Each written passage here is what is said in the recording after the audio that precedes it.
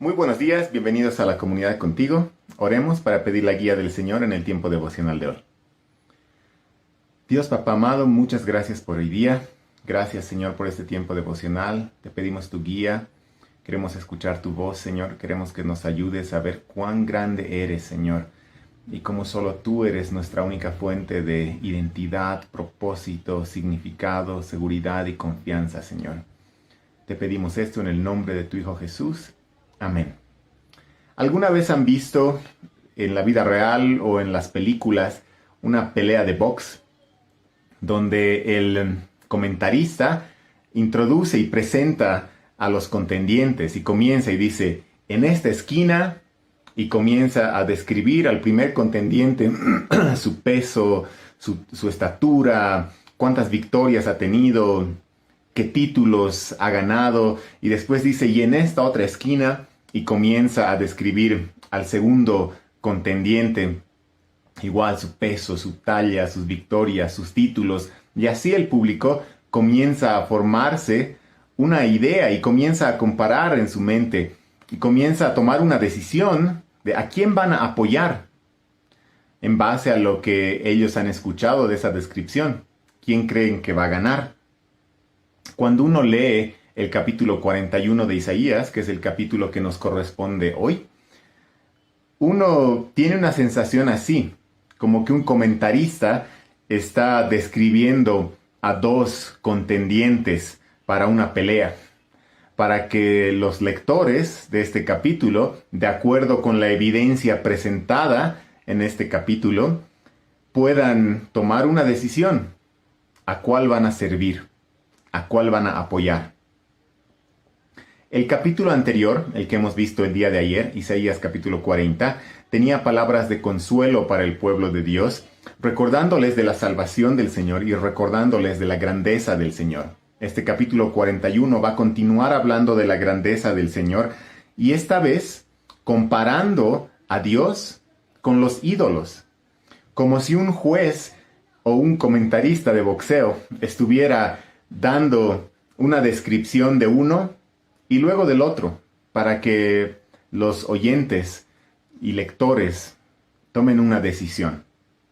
Entonces, como diría un comentarista deportivo de boxeo, en esta esquina, en los versículos del 1 al 20, encontramos la descripción del Señor. Y vamos a ver algunos detalles en cuanto a esta descripción. El versículo 2, Isaías 41, verso 2 dice, ¿quién ha levantado del oriente al que llama en justicia a sus pies? Ante él entrega naciones y a reyes somete. Los estudiosos piensan que aquí encontramos una referencia a Ciro, rey de Persia, quien más adelante en el futuro iba a ser aquel rey que firme el edicto que decrete que el pueblo de Dios podía regresar del exilio y volver a su tierra.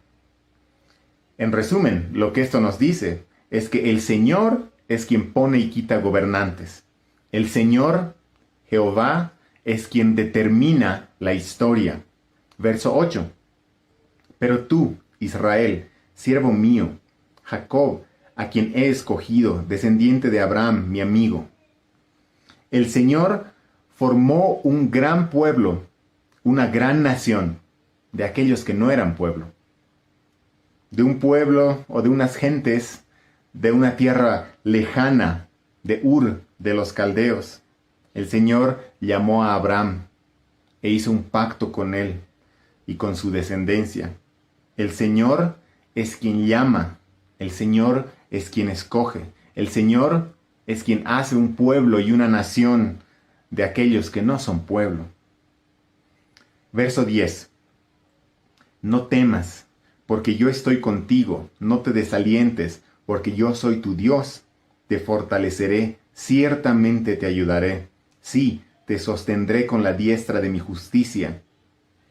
Como hemos visto ayer, Dios fortalece al cansado y renueva las fuerzas de los que esperan en Él cuando están fatigados. En resumen, el Señor es ayudador. El Señor es fortaleza, es refugio. Verso 14. No temas, gusano de Jacob, ustedes, hombres de Israel. Yo te ayudaré, declara el Señor. Tu Redentor es el Santo de Israel. El Señor ayuda a su pueblo. El Señor redime a su pueblo, aun cuando su pueblo sea algo totalmente insignificante y afligido como un gusano. Verso 17. Los afligidos y los necesitados buscan agua, pero no la hay. Su lengua está reseca de sed. Yo, el Señor, les responderé. Yo, el Dios de Israel, no los abandonaré. El Señor responde a los afligidos y no los abandona. Versos 18 al 20. Abriré ríos en las alturas desoladas y manantiales en medio de los valles. Transformaré el desierto en estanque de aguas y la tierra seca en manantiales. Pondré en los desiertos el cedro, la acacia, el mirto y el olivo. Pondré en el lugar desolado el ciprés junto con el olmo y el boj, para que vean y entiendan, consideren y comprendan. A una que la mano del Señor ha hecho esto, que el Santo de Israel lo ha creado. En resumen de esta pequeña sección, el Señor hace milagros y maravillas. Entonces, hasta ahora, en esta esquina, tenemos a un Dios realmente grandioso. Tenemos a un Dios que está en control de la historia, quien pone y quita gobernantes. A un Dios que llama y escoge y hace una nación y un pueblo de aquellos que no son pueblo y nación. Tenemos a un Dios que ayuda y fortalece al afligido, al necesitado, al débil. Tenemos un Dios que responde al afligido y que no lo abandona. Tenemos a un Dios que hace milagros y maravillas, y no hay otro como Él. Y ahora, en la otra esquina, están los ídolos. Isaías desafía a los ídolos en el verso 21, después de haber descrito al Señor en su grandeza. El verso 21 dice, hablando a los ídolos, presenten su causa, expongan sus argumentos. Y bueno, ahora vamos a ver entonces esta descripción de los ídolos según Isaías 41, versos 23 y 24. Declaren lo que ha de suceder en el futuro, para que sepamos que ustedes son dioses. Sí, hagan algo bueno o malo, para que nos desalentemos o temamos a una. Miren, ustedes no son nada, y su obra es vana. Abominación es el que los escoge. La descripción de los ídolos es breve y desalentadora. Básicamente vemos que los ídolos no pueden declarar el futuro ni determinar la historia, como lo hace Jehová. Los ídolos no pueden hacer bien ni mal, es decir, no pueden hacer nada, no tienen poder alguno. En resumen, no son nada, no son dioses, no son nada. Los ídolos entonces no son un contendiente digno para el Señor. No pueden darle pelea. Y así el veredicto final de este capítulo que compara a Jehová con los ídolos es el siguiente. Fíjense el versículo 29 de este capítulo 41. Pues todos ellos son falsos, sus obras inútiles, viento y vacuidad, sus imágenes fundidas. Los ídolos no sirven de nada, son algo vacío, son algo que tal vez va a prometer cosas grandes, pero no cumple esas promesas. Son algo falso, algo inútil.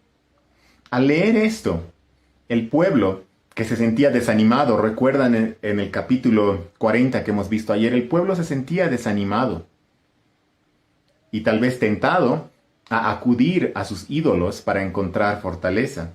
Al leer esto, este pueblo debía levantar sus ojos al Señor, darse cuenta que el Señor es a quien deben acudir para encontrar fortaleza y seguridad y propósito y significado. Al leer esto, ellos debían arrepentirse de su idolatría y buscar al Señor. Nosotros, al leer esto hoy, ¿qué debemos hacer? Lo mismo, arrepentirnos de nuestra idolatría y buscar a Jesús. Este pasaje nos recuerda de la grandeza de Dios y de lo necio de confiar en los ídolos cuando tenemos un Dios todopoderoso, creador, eterno, proveedor. Es necio confiar en un ídolo falso que no puede hacer nada cuando tenemos a un Dios grande y todopoderoso y eterno. ¿Qué es aquello en lo que estamos confiando en este tiempo? A veces la verdad es que buscamos a los ídolos en vez de buscar a Dios.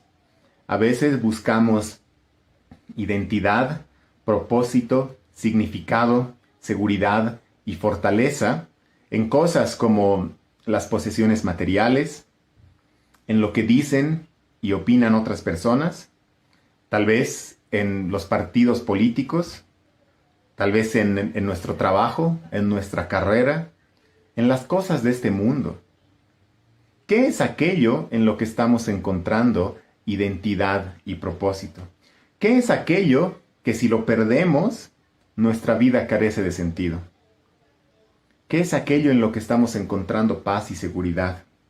En la medida en la que vayamos respondiendo sinceramente a estas preguntas, es en la medida en la que vamos a ir descubriendo cuáles son nuestros ídolos y vamos a poder irnos arrepintiendo de nuestra idolatría y acudir a Jesús como nuestro único Señor.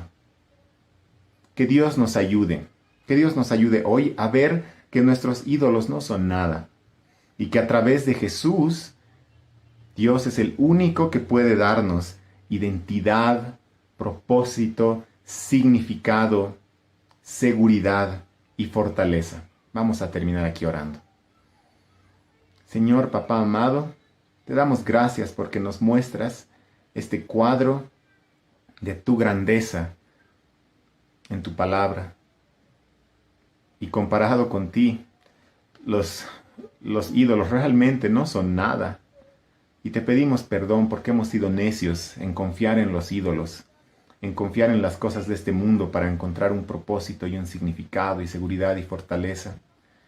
Ayúdanos a levantar la mirada a ti y confiar solo en ti a través de Jesús, que tú seas el único que nos da significado, propósito, identidad, Señor. Que tú seas nuestra única fuente de fortaleza y seguridad, el único en quien confiamos, Señor. Te pedimos esto en el nombre de tu Hijo Jesús. Amén. Que tengan un muy buen día, que el Señor los bendiga.